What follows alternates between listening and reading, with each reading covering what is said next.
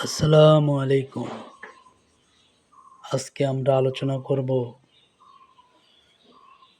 আমরা বিতর্কে এবং হাসি তামাশার ছলে যে মিথ্যা বলি তা থেকে যেন আমরা বিরত থাকি সেই বিষয়ে।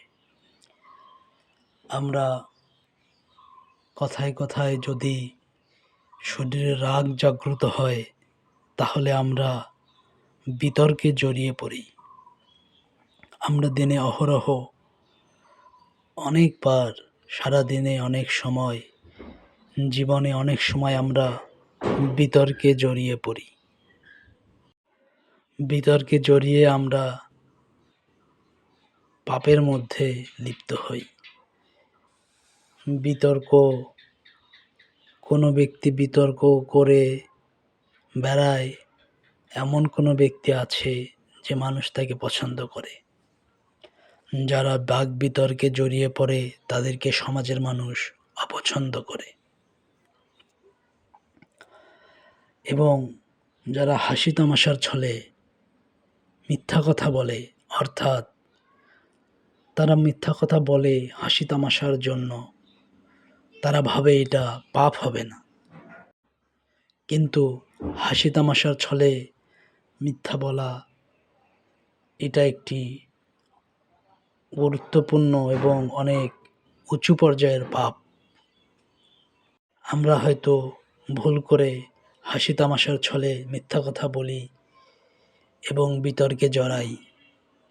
আমাদের এই বিতর্কে জড়ানো এবং হাসি তামাশার ছলে মিথ্যা কথা বলা এখনই বর্জন করতে হবে, কারণ এটি একটি গুরুত্বপূর্ণ বিষয় যা আমাদের মনুষ্যত্বকে এবং আমাদের পরিচিতিকে ধ্বংস করে দিচ্ছে।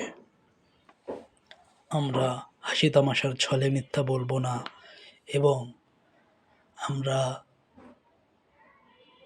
বিতর্কে জড়াবো না। হাদিসে এসেছে, কোনো ব্যক্তি যদি প্রতিষ্ঠিত থাকা সত্ত্বেও বিতর্কে